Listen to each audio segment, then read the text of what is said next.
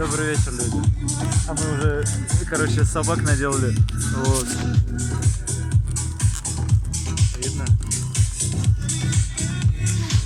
И жгем костер.